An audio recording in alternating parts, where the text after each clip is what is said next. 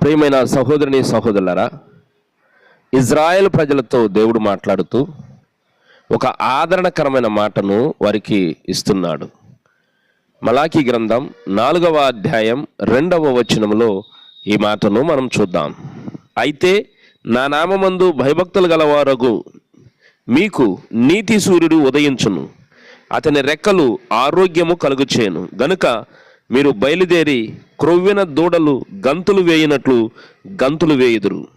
క్రీస్తు పూర్వము ఇంచుమించు 400 సంవత్సరాల కాలంలో మలాకీ భక్తుని ద్వారా ఇజ్రాయెల్ ప్రజలకు ఈ వాగ్దానాన్ని చేస్తున్నాడు. నా యందు భయభక్తులు కలిగిన మీకు నీతి సూర్యుడు ఉదయించును అని దేవుడు సంబోధించాడు. నీతి సూర్యుడు ఉదయిస్తాడు అని చెప్తున్నాడు. ఎందుకు ఈ మాట చెప్తున్నాడంటే, ఇజ్రాయేలు అప్పటికి అన్ని విధాలా నలగగొట్టబడి శ్రమపడి నిరీక్షణను కోల్పోయిన రోజులవి. అషూరు చెరలోను బబులోను చెరలోను నలిగిపోయి అప్పుడప్పుడే వాళ్ళు అందంగా కట్టబడి తమ జీవితాలను మళ్ళీ ప్రారంభించుకున్న దినాలు, తమ జీవితంలో ఆనందం నెలకొల్పబడిన దినాలు. ఆ దినాలలో ఒక మంచి వాగ్దానమును దేవుడిస్తున్నాడు. మీ జీవితాలలో నీతి సూర్యుడు ఉదయించును. నీతి సూర్యుడు ఎవరు అంటే మనకు తెలుసు, యేసు క్రీస్తు ప్రభుల వారు. నీతి సూర్యుడు అని ఎందుకు సంబోధించారంటే, ఆదికాండం 1వ అధ్యాయంలో సూర్య చంద్ర నక్షత్రములను కలుగు చేశాడు. వెలుగును చీకటిని వేరుపరచునట్లు భూమి మీద వెలిగించుటకు సూర్యుడిని కలుగు చేశాడు. కాబట్టి భూమి మీద ఉన్న మనందరికీ వెలుగు ఎక్కడి నుండి వస్తుందంటే సూర్యుని నుండి వస్తుంది. అదే మాట యోహాను భక్తుడు ఏమన్నాడంటే, నిజమైన వెలుగుండెను, అది లోకములోనికి వచ్చుచు ప్రతి మనిషిని వెలిగించుచున్నది. అంటే సూర్యుడు తాత్కాలికము, సూర్యుని నుండి వచ్చే వెలుగు తాత్కాలికము, కానీ నిజమైన వెలుగు ఉంటుంది. కాబట్టి ఆ వెలుగు మిమ్మల్ని వెలిగిస్తుంది అని చెబుతూ ఆ వెలుగునకు ఏమని పెట్టాడంటే నీతి సూర్యుడు అని పేరు పెట్టాడు. నీతి సూర్యుడును మీకు ఇస్తాను. ఆయన వచ్చి ఏం చేస్తాడు? మీకు నీతిని ఇస్తాడు. మీకు నీతిని ఇవ్వటం ద్వారా మీకు స్వస్థత కలుగుతుంది. ఆయన రెక్కల నీడను ప్రయాసపడి భారము మోసుకొనుచున్న సమస్త జిల్లారా నా యొద్దకు రండి, నేను మీకు విశ్రాంతిని కలుగు చేస్తానన్నాడు. నా యొద్దకు రండి అంటే ఎక్కడికి వెళ్ళాలి? మనమందరము ఆయన రెక్కల నీడకు వెళ్ళాలి. ఆయన రెక్కల నీడకు వెళ్ళాలంటే ఆయన రెక్కలలో ఏముంది? ఆయన దగ్గర ఏముందంటే నీతి ఉంది. ఆ నీతిని దేవుడు మనకి అనుగ్రహిస్తాడు. కాబట్టి ప్రభు అన్నాడు, మొదట మీరు పరలోక రాజ్యపు నీతిని వెతకండి, అప్పుడు అవన్నీ మీకు అనుగ్రహింపబడును. కాబట్టి దేవుని దగ్గర స్వస్థత ఉంది. ఆ స్వస్థత మీకు రావాలంటే ఆయన నీతి మీకు కావాలి. ఒకసారి అబ్రహామునకు యెహోవా వాక్యము ప్రత్యక్షమైంది. అప్పుడు అబ్రహాము ఆయనను నమ్మెను. కాబట్టి నమ్మటం వలన ఆ దేవుడు అతనికి అది నీతిగా ఎంచెను. కాబట్టి నీతి దేవుడు మనకి ఎలా ఇస్తాడంటే మొదట విశ్వాసం ద్వారా ఇస్తాడు. మనము దేవుని నమ్ముట ద్వారా మనం నీతిమంతులం అవుతాము.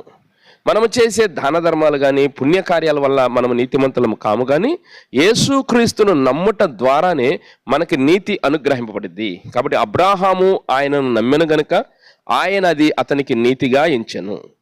రోమాపత్రికలో 5:9 పౌలు ఏమంటే, కాబట్టి క్రీస్తు యేసు రక్తము ద్వారా కడగబడి ఆయన ద్వారా వచ్చే ఉగ్రత నుండి తప్పించబడదాం, నీతిమంతులముగా తీర్చిదిద్దబడదాం. కాబట్టి క్రీస్తు రక్తము ద్వారా నీతి మనకు అనుగ్రహింపడింది. కాబట్టి నీతి ఆయన ఎలాగిస్తాడు?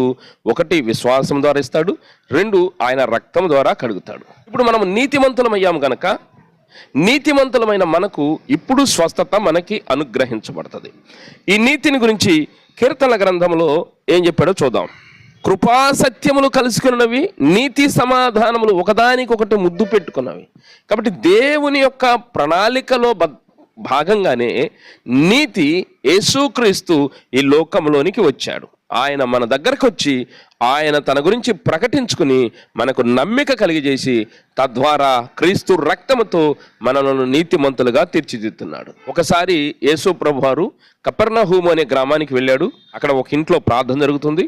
ఆ ప్రార్థనకు అనేక మంది వచ్చారు. అప్పుడు ఆ గృహమంతా నిండిపోయింది. యేసు ప్రభువారు గృహం మధ్యలో ఉన్నాడు. యేసు ప్రభువారు ఇంటిలో ఉన్నాడు. ఆ ఇంటి నిండా జనం ఉన్నారు, పంచలో జనం ఉన్నారు. నిండిపోయి యేసు ప్రభువారు చెప్పే మాటలు వింటున్నాడు. అదే గ్రామంలో కొంతమంది ఒక 4 యవ్వనస్తులు ఒక మంచం మీద ఒక ఆయనను పరన్ను పెట్టుకుని ఆ స్థలమునకు తీసుకొచ్చారు. వారు లోపలున్న యేసు ప్రభు దగ్గరికి వెళ్ళటానికి స్థలము లేకపోవటం వల్ల అదంతా ప్రజలందరూ నిండిపోయి ఉండుట చేత యేసు ప్రభు వారు ఉన్న ప్లేస్కి సరిగ్గా పై భాగంలో ఆ ఇంటి పైకప్పులు ఊడదీసి ఆ మంచము మీద ఉన్న ఆయనను మంచమునకు కట్టి అలాగా ఆ ఇంటిలోకి దింపారు. ఆ దింపుతున్న వారి విశ్వాసమును ప్రభువు చూశాడు. వారి విశ్వాసమును చూసి ఆ వ్యక్తితో అంటున్నాడు, కుమారుడా, నీ పాపములు క్షమించబడని నీ పరపెత్తుకుని నడవమని చెప్పాడు. ఆ నలుగురి యొక్క విశ్వాసము, అతను చేసిన పాపమునకు కలిగిన క్షమాపణ, దానివల్ల అతనికి స్వస్థత కలిగింది. మలాకీ గ్రంథంలో ఏమంటున్నాడంటే, గనుక మీరు బయలుదేరి క్రొవ్విన దూడలు గంతులు వేయినట్లు గంతులు వేయుదురు. దేవుడు ఆ నీతి సూర్యుడు మీకు ఇచ్చే ఆరోగ్యం ఎలాంటిదంటే గంతులు వేస్తారు. క్రొవ్విన దూడలు గంతులు వేసినట్లు గంతులు వేస్తారు. అంతటి ఆరోగ్యమును మీకు ఇస్తాడు. కాబట్టి ఆయన హస్తపు నీడకు వచ్చి ఆయన యందు విశ్వాసం ఉంచి ఆయనను వేడుకొని మీకు కలిగిన వ్యాధులను, బాధలను, రోగములను ఆయన చేత స్వస్థపరచబడమని ప్రభు పేరట మనవి చేస్తున్నాను. ఇట్టి మాటలు మీ వినికిడులో దీవించబడును గాక.